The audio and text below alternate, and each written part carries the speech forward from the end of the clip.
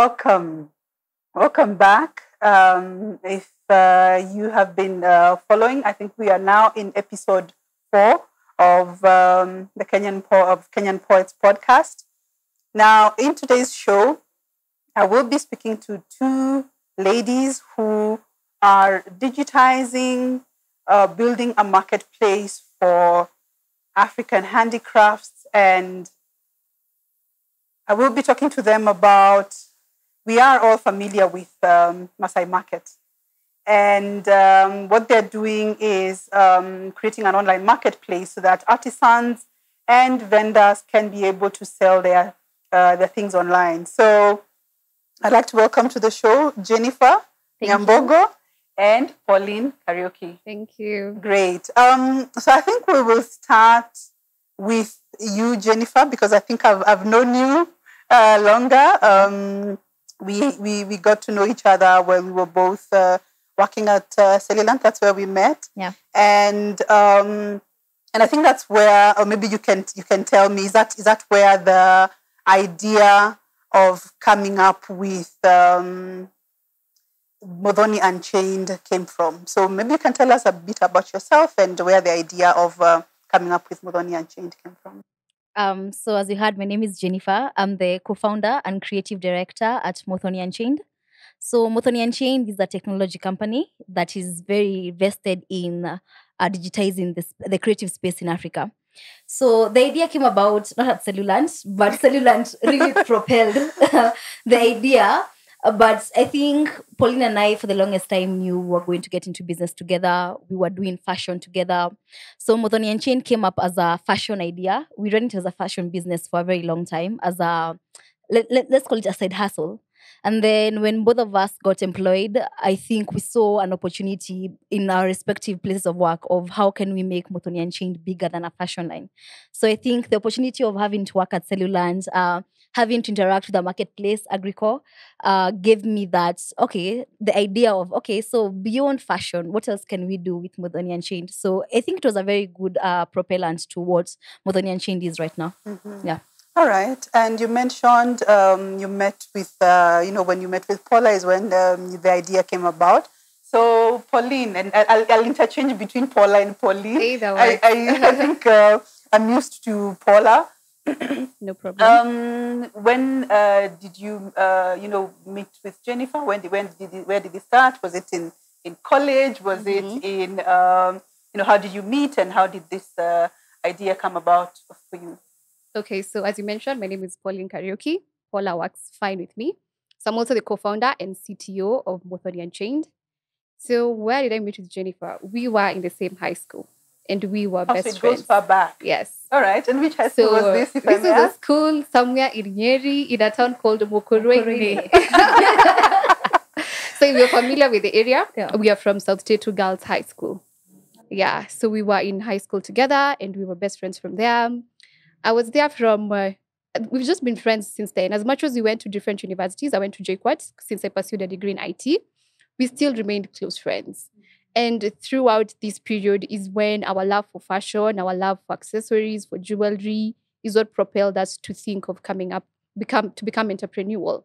And then given our background in our careers, me being in IT, me working at a marketplace, having that experience, and her experience is what has enabled us to grow this business from just being a fashion business to the marketplace it is right now, and the other great things that we want to do for the culture economy. Yeah. Okay, and you mentioned that you worked at a marketplace, and I think that's when around the time that I got to meet you. Yeah. And how did that help you to sort of understand how how a marketplace runs? Yeah. Yes. That experience is definitely priceless. Me going to work for Jumia wasn't actually a decision I made that I was happy about. I ended up actually taking a pay cut. And I was so bitter about it. And I kept thinking, why would I make such a decision? And why aren't other opportunities coming? Because I took it because I really didn't have any other opportunity. But then I just said, okay, I'm not here for the money. If I'm not here for the money, then I'm going to be here for the experience. And that is exactly what I got. Being there for almost 2.5 years, understanding how a marketplace runs, understanding the different technologies, building a network there, understanding all the partners that you need to be with to be able to help a marketplace run has really helped to propel this business at a quicker pace than if I didn't have that experience. Okay. Yeah. And I mentioned Maasai Market. I'm one of those returning customers. I have what is it called? Affinity for everything. So every time I go to Maasai Market, and I think I kept joking about this with you, that every time I go to Maasai Market, I know I'm going to overspend. But what I've seen is that Maasai Market has, over the period of time, so we've known it as a physical place, and they've always been like they are nomads. So you'll find that the artisans at one point, they are at Kijabe Street, for those who are very familiar with the Nairobi landscape, behind Kijabe Street, that the rehabilitated park.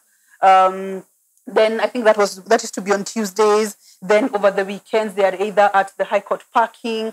Nowadays, the malls have also found a way of sort of bringing them. In what ways have the online marketplace that you have introduced, which is the Culture Hub, how is this helping the artisans, and in what ways is it helping them? Well, the marketplace is a one-stop shop where someone can shop items regardless of whether the artisan is in Maasai Market, in High Court, in Kijabe Street, in Two Rivers, in any of the malls, on any day and at any time, and regardless to where you are. So we are giving convenience, first of all, to the customer to be able to shop without wondering, okay, if I really need to buy and it's on a Tuesday, I need to be on Kijabe Street. If it's on a Sunday, I need to be in either of the malls where they are.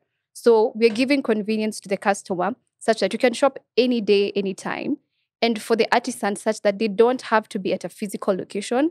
They don't have to sell on specific days. They can sell any day.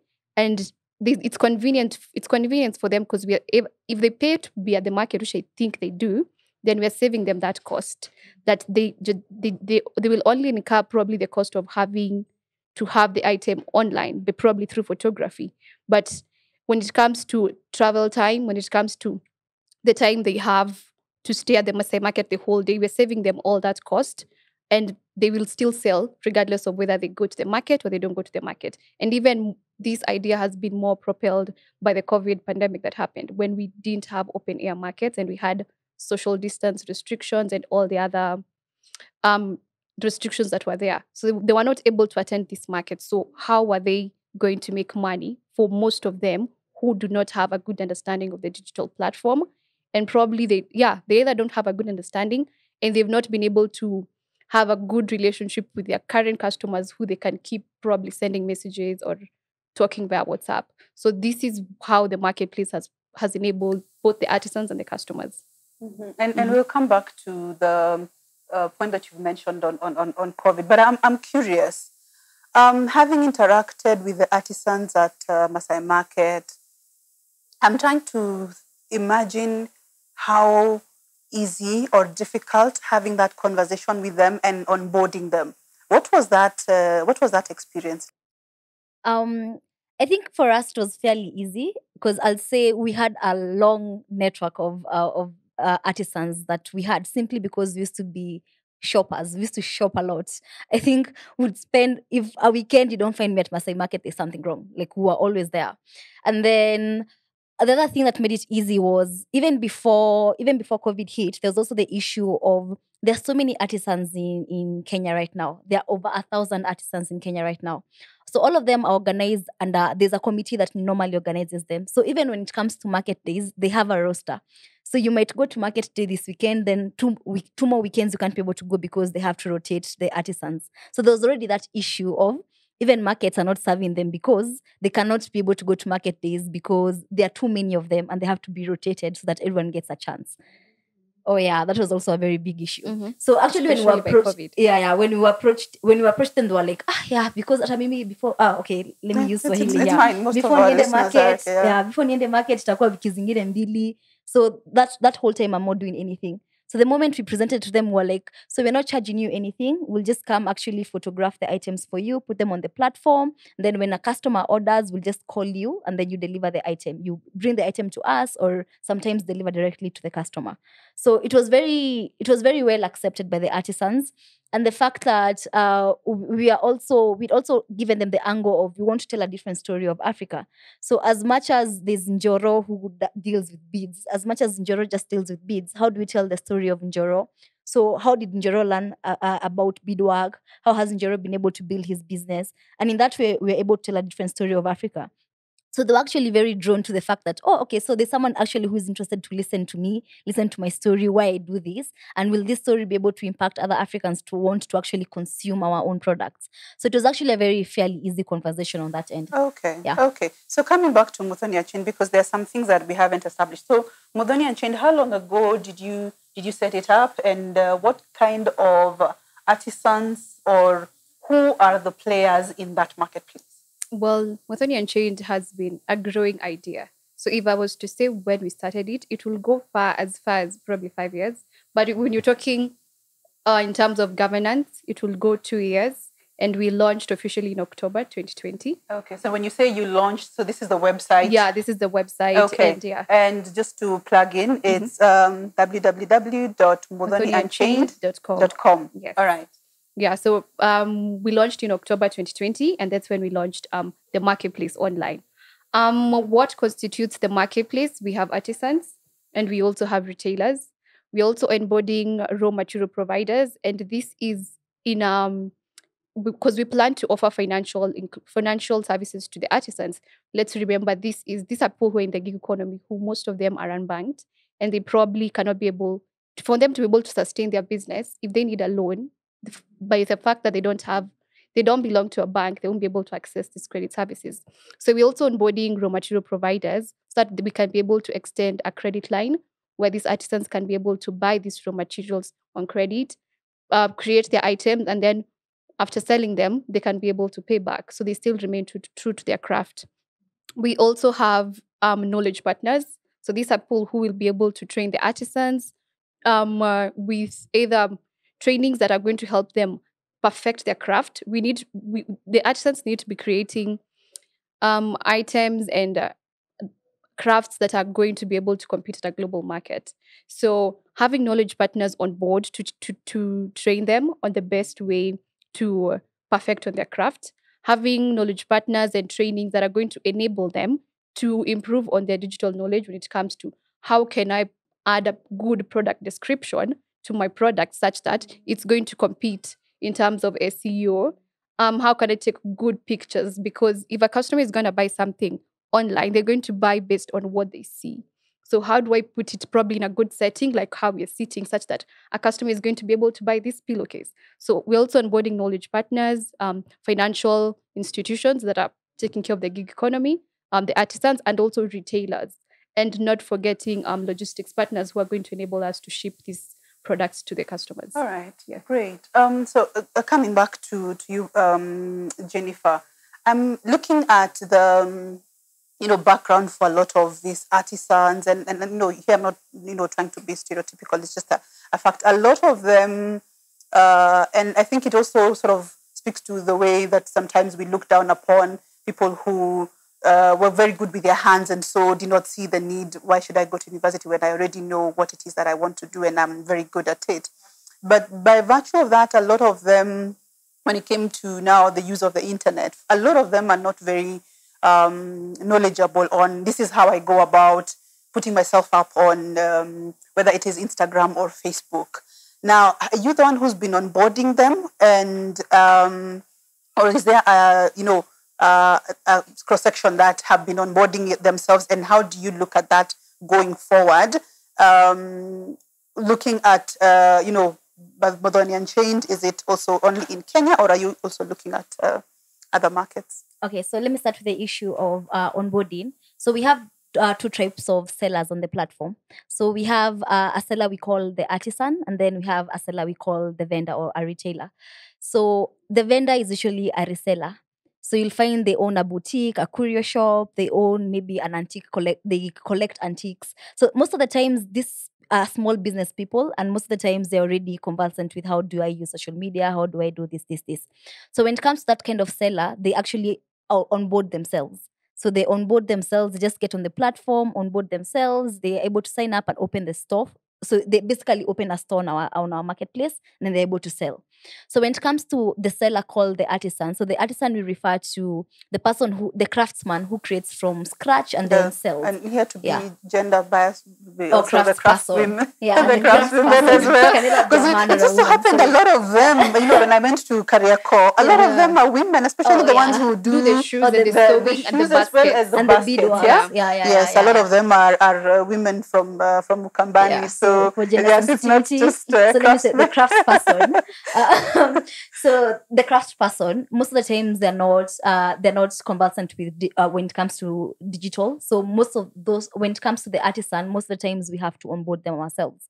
So we normally have, if we are onboarding like 10 of them at a time, we'll have like a session with them to take them through how the platform works, how to be able to sign up, and how to be able to upload their products. So in a case where they don't have a good smartphone, when they can't be able to take nice photos, we also organize photography. When we're doing our own photography, we also organize photography services for them to ensure that they get the best quality from the platform, because again, it's shopping online and the customer is very reliant on how the image looks like. So we also help them when it comes to that. And then the restrictions of where the vendors are based. So right now, we've only been operating with Kenyan vendors, and we'd open it up. At first, we said with Nairobi vendors. Okay, vendors by vendors, I refer to all sellers on the platform. So before we were just dealing with Nairobi sellers, we were able to open up to other towns. So we also have sellers from Mombasa, Eldoret, Kisii, Nakuru. So now that we've been able to figure out this is how it works in Kenya, we are now opening it up to other vendors. We're actually right now looking at vendors in Tanzania. How do we onboard them? Tanzania and Uganda, but mainly Tanzania because the situation when it comes to Uganda and the internet. Yeah. Oh yeah. Yeah. There's a crackdown and lots of shutdowns. But you mentioned Tanzania, and there's a really vibrant sector because of the Tinga Tinga art form. I've been there. I visited one of the town where that whole Tinga Tinga style of crafts, came up, and it has really grown. And I think one of the things that have sort of hampered their growth beyond their borders is that ability to just be able to export that. And I think having Muthoni Unchained and them being able to get on the platform would certainly be a good thing. Yeah. Great. So I think we'll sort of now move away from Muthoni Unchained because it's sort of working within a certain ecosystem and look at the whole ecosystem as a whole, and that's the Africa's creative economy. So looking at the larger ecosystem of Africa's creative economy, based on the research that you have done and your interactions with the artisans, how would you size the opportunities that is there, and how big is it? Well, I was actually we're talking with this with my co-founder when we were coming here, and this is a $1 billion business. Recently, I can't remember the exact year, but the statistics show that it's 10 billion, right? Yeah, 10 billion. And if you do your research and the research that you've done, and when we look at the players who are in this market, the businesses that are there, they are not able to suffice the demand for these products that are there. Yes, they're competitors, but again, the market is big enough to have more players. So by the fact that very few people are coming into this, we are happy to be fast movers. And of course, we're not just bringing a marketplace, we're including all other facets that this culture economy needs, and to propel it further in a way that probably the other players who are already there are not doing it. So it's a $1 billion business. Some countries in Africa have been able to maximize it, as in countries, I think is it Mauritius or Mozambique? I'm not sure. Yeah, South Africa has also tried. And if you look outside Africa in countries like Italy, they have been able to maximize this so well. And the culture economy, we can say that, gets a pretty good budget when it comes to the government as opposed to what we get here.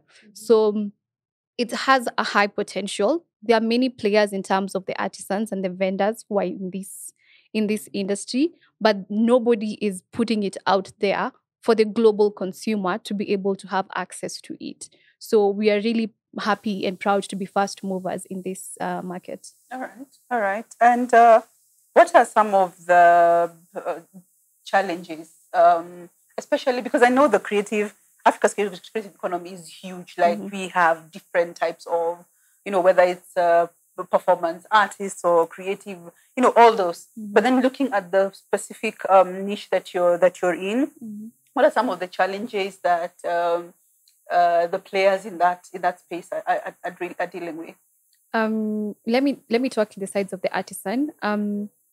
The artisan is doing this because probably they learned it from their parents or their handed grandparents. down through generations. Sorry to interrupt you, but I know with the Kisii soapstone, it's a generational thing that there's the families that once they have learned how to do the soapstone, then it's passed on from generation to generation. So artisans are doing this because of a love they have, or because of it's something their community or their family has been doing, right? But they're not able to either market, or they're not able to market these items in a way that people are buying them and they're getting a good income, right? So they're struggling in how do we sell? So that's a challenge they're having. When we look at retailers who are selling, they're struggling in how do I access a global consumer and ship these items easily and at an affordable price to my consumer who's in the US or the UK. Most of these people are also not able to get access to financial services. They don't have enough income to be able to probably save in a bank, get a loan, expand their business, and not just have the small business they have at the backyard and probably maximize it, upscale it, and probably end up having either an online shop or even a physical shop. So that is what I would say most of the artisans and the retailers are going through. And also, when we look at the government and the budget it gives, as in recently when we attended one of the webinar by UNESCO and the ministry, it was by UNESCO and a couple of other players. We had a lot of people in this creative industry complaining on how the government has not been able to allocate enough budget. And it's probably because they've not seen the income that it's coming in. But until they try, until consumers are able to consume all these items, then they will be able to see the money, the income that it brings in. So those are some of the challenges that this industry is facing. Okay. And you mentioned, and so I'm imagining that maybe you can sort of shed light on that. Some of the challenges that Pauline has talked about. Which of these challenges is Muthoni Unchained helping artisans deal with? And because I'm imagining shipping continues to be a real challenge. And how are you helping artisans with that and even consumers? So right now we are like providing, I'll say with Culture Hub, we're providing 3 solutions to our artisan. The first being providing a platform where they can be able to access consumers from across the globe, which was not possible before.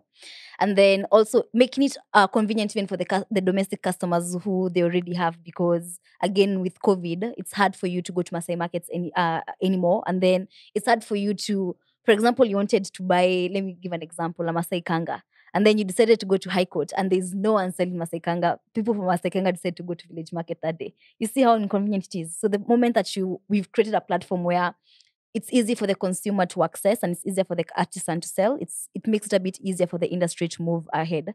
The other thing we've been able to do is provide the financial services, as we'd mentioned, to the artisans. So we provide cash and non-cash loans. We've also been able to secure insurance for them against theft and damage, because that was one of the biggest issues they're facing, because most of the items are stored by city council if they are selling in the market, and you'll find probably the items were thrown, something broke or something got lost, and then they're devastated again because now probably that was your life's work there and you've lost everything. So we've been giving them like premiums where probably pay 200 bob, 300 bob a month, and they're saving up knowing that in case something happens to me, at least I'll have some money to fall back on. And then we're also providing a saving platform for them where, for example, I make a sale from the platform, I sell maybe 2,000 bob, I take maybe 10% and put it in my savings account just for a rainy day. We've been able to provide that for them. The other thing we are doing is we've partnered with DHL and FedEx and negotiated very good shipping rates for our overseas customers. So it's also easier for us to ship for our artisans, because before they didn't have these partnerships. So, and it's very hard if you're an artisan selling, I don't know, probably whatever you're dealing, for you to just go secure a deal for yourself. So when we have one deal and then a thousand artisans can trade under the same deal, it makes it a bit easier for them, and we're also able to negotiate for better rates from DHL and our other partners. Okay. So yeah, okay, that's very interesting. And I think one of the things that you mentioned is access to finance. Yeah. And I think that's really important, because these are people who they're not able to, they don't have a payslip that they can show to the bank, and a lot of the financial institutions want it to either see a payslip, or if it's a business, they would need some sort of collateral. So it's good that you're able to help them do that. So we'll take as we get into the second segment. I just wanted to mention to those who are following that this podcast is available in both audio and visual. So in case you're listening to it, just know that there's it is available on YouTube, and you can also watch it and then get to see the faces of the two lovely ladies that I'm speaking to. And the podcast is available on your favorite podcasting app. So whichever it is, you'll find us there. So I think we'll get into the second segment, and so this is basically looking at the last 1 year. The last 1 year has just been devastating for creatives, myself included, and creatives across the board, whether it is writers, whether it's poets, whether it is musicians.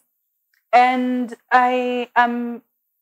how has it been for the artisans as well as the traders? Because Kenya relies a lot on tourism, and with the pandemic, all those flights cancelled. So yeah. How have they been surviving? I mean, you can only imagine it's been probably twice as hard for them. And given that we have a really good relationship with our artisans, they used to call us and they used to tell us, sijauza kitu imwezi. Sometimes you're probably going to help them pay rent, if some of them have physical locations where they store their items. And it's been extremely hard for them. They really rely on tourism a lot. So for us, starting and making sure we launched the business around this time was in response to that. And of course, in response to the opportunity that we saw in this economy. So it's been really hard for them. And when we launched the business, it definitely gave an impact in their business. They definitely started selling. And this has been improving over the last 1 year. So they've also been enlightened when it comes to online selling and the digital marketplace that is there, and them to also understand that, I really don't have to go to Maasai market. This is what COVID has taught me, and anything else can happen in the next 5-10 years. And we can't run away from digitizing anything right now. The digital wave is coming and coming fast. So anyone who is in a business somewhere needs to have that at the back of their mind, such that should COVID happen again, I can be able to, or anything happen again that I can't do what I'm doing right now, can I still sell online, or what else can I do? So it's really affected definitely their business a lot. But again, the ones who've been able to onboard with us and sell with us have been able to start making money, and they're appreciating the digital way of selling. Yeah. Okay. And where are most of your customers coming from? Is it still Kenyans who are like, I don't have to go to Maasai market now, or where do your customers come from? Most of our customers definitely come from the US. As we see this market, of course, greatly relied on tourism. These are guys who are coming to visit here. So definitely most of our customers are based in the US, the UK, and the Scandinavian countries. we still have a lot who buy locally, especially our jewelry, the accessories. But when it comes to stuff like antiques and paintings, this is really, people are in the US, the UK, and the Scandinavian countries love these items. And yeah, that's where most of our sales are coming from. Okay, you mentioned jewelry, and I was just admiring My- your jewelry and yours as well. And I love the earrings. For those listening, Jennifer has earrings shaped in the shape of Africa, and I'm just loving them. And these are the type of because I don't think we've talked about some of the products that you can find on the marketplace. So you mentioned jewelry. What else is there? We like to tell people anything you can imagine created under culture, you'll find it. Because I think we always, I keep telling Pauline, I think we've seen the last of the vendors. But every time, okay, but the last of the vendors, I mean the last creative design you'll see, the last something you'll see. And then you meet someone and then they start telling you, they do tiny pots that do, I don't know what, you're just like, what? As in, it's so creative. So I think anything you've thought of under culture, you'll find on the platform. One of the things we've tried to do a lot is diversify the number of the different product categories we have. So sometimes we find a vendor or an artisan is dealing with 3 or 4 items and we'll be like, we already have an artisan that's doing this. Can you be able to concentrate? We notice maybe your beadwork is better than anything else. Can you be able to just concentrate on beadwork and then let someone else continue with the kangas or something like that? Because we're also trying to avoid where we overflood the market with one product and then people don't want to buy it because everyone else has it. So we're also trying to improve, allow for innovation and then allow for them to also be as creative as possible. Anything under culture you can think of, you will find it there. Okay. You'll find it there. Now, quality control has been a great concern. And I'm speaking about this not just as someone who has consumed products from Maasai Market, but as someone who's written on that. Quality control continues to be a big problem because, yes, these are artisans, they're building with their hands, and, it's not like an industry where product A looks like product B. How do you ensure that? So one of the things we've done to actually mitigate the same is we told you one of the things we have partnerships with knowledge partners. So we normally have training sessions with the artisan. So we're like, if we have a training session with bead workers, we'll be like, how do you go about finishing? How do you make sure when you're doing finishing, you hide the leather, you do this to make sure the outcome of the product looks a particular way. So we have guidelines. We will send them emails, we'll do webinars with them about, especially when it comes to finishing of the product, because that's everything. So we've been able to mitigate that around just training them and then speaking to them and then occasionally visiting their workshops. So visiting their workshops, seeing the products that they're working on. And then before they approve any product, before they upload any product on the website, we normally approve them first. So our team goes through what is actually being uploaded, and then if everything is fine, they get the go ahead to sell. Yeah. Okay. And there's something else, and I think it's you, Jennifer, who talked about telling a different story of Africa. Tell us a bit more about that. Someone coming to your website, can someone now be able to see if I am interested in, because I think I'd mentioned Kissy Soapstone and those very beautiful dinis that they do. Can I be able to find the history of that? Yeah, and is that something that you're keen on? Actually, we are very keen on content, especially when it comes to telling the African story.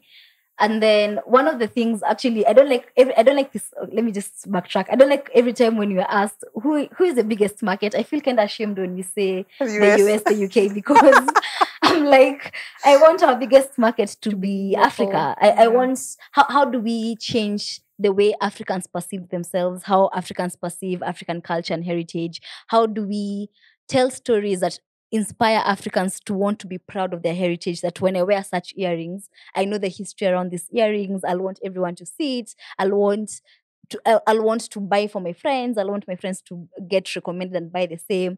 So how do we tell stories fast and change the biggest marketplace being our people?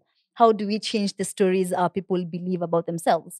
And then apart from the stories everyone has heard about Africa, hunger, famine, just a bunch of stories that the international media likes to perpetuate about Africa, which may not be necessarily true, we get a platform as Africans ourselves to tell our story and to tell our story from our culture, because at the end of the day, that's what defines who we are. We're very centered to our culture. Actually, this year's African Month theme from the UN was, from the AU was, arts, culture, and heritage levers for building the Africa we want.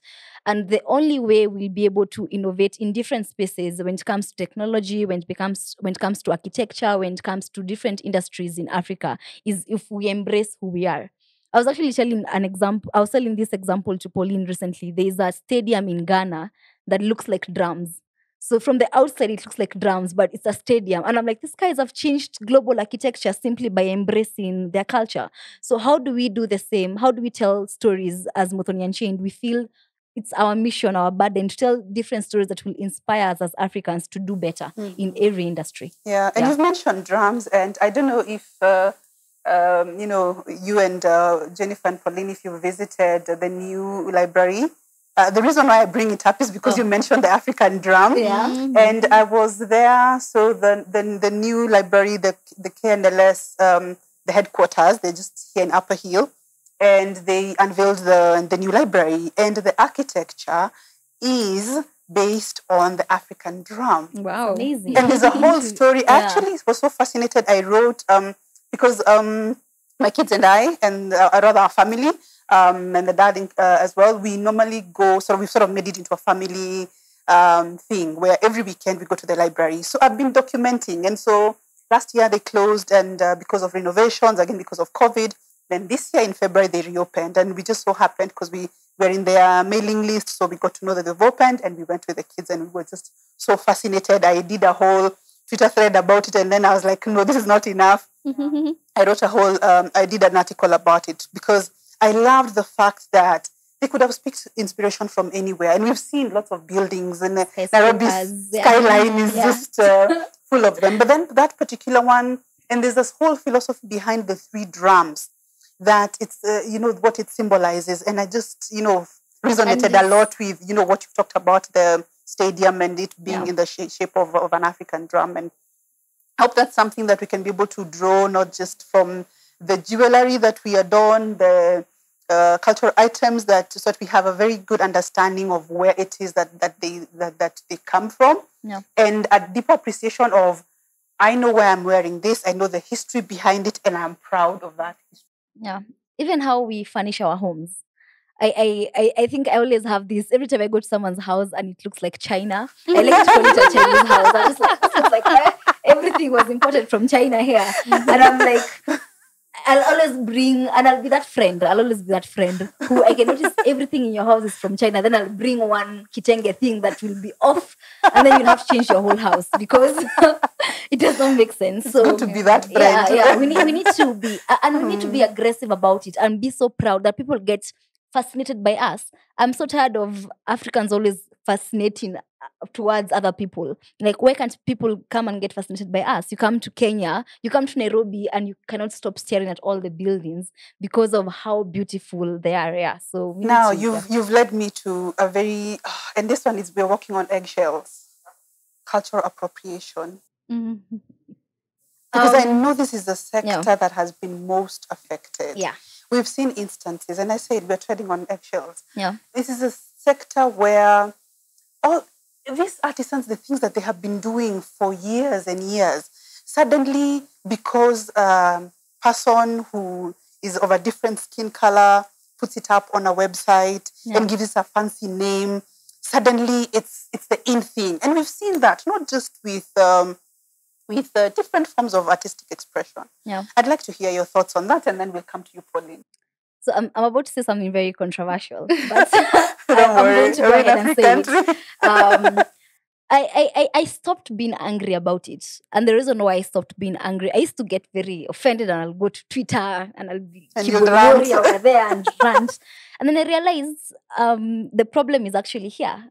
How are we are we telling our own stories? Are we stepping forward and telling our own stories? Are we taking the initiative to actually be the ones at the forefront? So let me give an example. So Africans were just somewhere chilling. Okay, we were colonized, everything happened. We were just somewhere chilling. And then someone in Japan decided to go steal the word kiondo. And then all of us got so angry. And no one was doing something about kiondo before. You understand? I don't know. Okay, it's wrong. Tricky, it's actually wrong based on the history of Africa. It's a tricky conversation because when this whole thing about IP, intellectual property, we someone might say, oh, ignorance is no defense. But then when a new kind of takeover comes up, I'll give you an example. So when the internet was invented and people realized they could create websites and you could have a website named after you, anyone could have gone online and said, I want to register a website called Jennifer Nyambogo. And we've seen that. I think it was Kenya Airways, someone went and bought the domain. Yeah. So they can't, even if the Kenya Airways want to go and use kenyaairways.com, they can't because someone bought it and they're called squatters. Yeah, and so then it's the same thing that has happened with intellectual property, such that we might not know that this thing that I own here is of value to someone and I need to actually go and claim. So if you sort of look back to African society and the way we grew up, we were part of a community. So even, like among the Kikuyus, you couldn't say, I own this land, because the land is for the community. And then this whole Western thinking of, I can actually own a piece of something and lay claim to it. Yeah. So it's always a very difficult, conversation to have. And that's why I wanted to get your thoughts on it, because it is difficult, but again, I'd like to, because it will happen. It's the world we live in. It will happen. My thing will be, let it be a challenge to now the rest of Africans who want to innovate in our space, in our culture. Let us be the people who are leading in that innovation. Let us be the people who are telling our stories, not later realizing, oh, okay, so these guys are doing this. Let's be angry because they're doing this. But look at it honestly, in an honest way, just look at it. We've just been sitting on this the whole time. So you won't blame, it's wrong. Of course it's wrong. What's happening is wrong. But no, you won't blame someone because you were sitting on gold. They came and took your gold because they knew it could trade. And you were just sitting and then you were like, oh, they took my gold. We need to be realistic about the kind of world we live in. And it's sad. I was actually telling her, like, guys have been giving Michael B. Jordan a hard time because he decided to name his tequila. And I don't know if it was a Haitian, a weird name, and he's not Haitian, he's never been there, it was a big issue. And I was like, but you guys were just chilling. He used your names and you guys were just chilling. But it's wrong. Yes, it is wrong.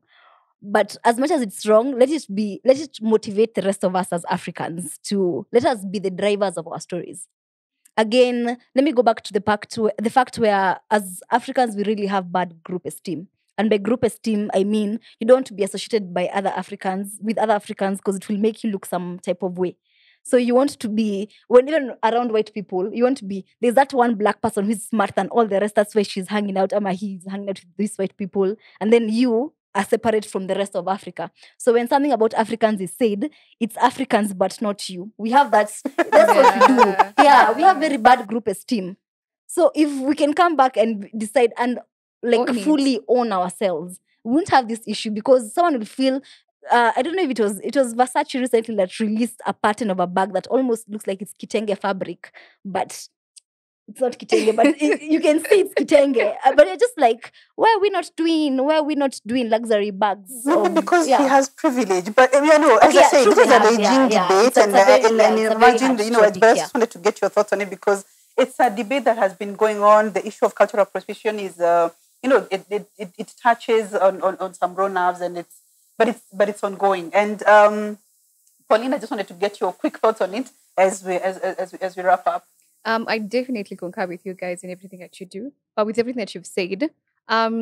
We definitely have to be fast movers with this because when you look at it, it's hard for us to be able to protect these names that you've said. The process is even here in our country. It's very hard for you to get patent some of these things.